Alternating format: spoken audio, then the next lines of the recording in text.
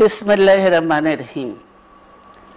প্রিয় নেতৃবৃন্দ, সহকর্মীবৃন্দ, সকল সুবর্ণাতিথিগণ, আসসালামু আলাইকুম। প্রতি বছর মে মাসের এই দিনটি আমাদের পরিবারে আসে এক বেদনা বিধুর স্মৃতি নিয়ে। এই দিনে শুধু আমাদের পরিবার নয়, বরং সমগ্র দেশই হয়ে উঠে পড়েছিল বেদনার্ত ও অভিভাবকহীন।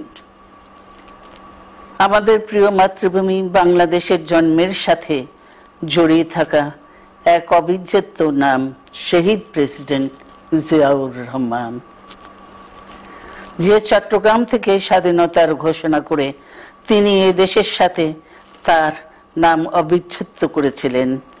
সেই চট্টগ্রামেই এক সফল, সৎ, দূরদর্শী ও প্রকৃত দেশপ্রেমিক প্রেসিডেন্ট হিসেবে নিজের জীবন উৎসর্গ করেছেন। এদেশে গণতন্ত্র, স্বাধীনতা, সংবাদপত্র ও বিচার বিভাগের স্বাধীনতা, স্বনির্ভরতা ও উন্নয়ন এবং নিজস্ব জাতীয়তাবাদ সৃষ্টির অনন্য রূপকার শহীদ জিয়া, যে গণতন্ত্র প্রতিষ্ঠা আর সার্বভৌমত্ব রক্ষার লড়াইয়ে তিনি শাহাদাত বরণ করেছেন, সেই গণতন্ত্র নিরবচ্ছিন্ন যাত্রা আজও বাধাগ্রস্ত হচ্ছে প্রতি পদে পদে। খুব শীঘ্রই আমরা বাংলাদেশকে গণতন্ত্রে পুনঃপ্রতিষ্ঠিত দেখতে পাব।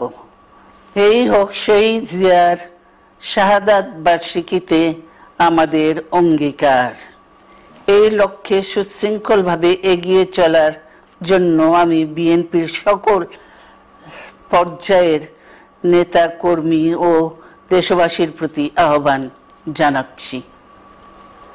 মনে রাখবেন, সবার জন্য গণতন্ত্র ও উন্নয়নের মাধ্যমে সকল সমস্যার সমাধানের যে রাজনীতি শহীদ জিয়া রেখে গেছেন, তা বাস্তবায়নের মাধ্যমে তার প্রতি শ্রদ্ধা জানাতে হবে।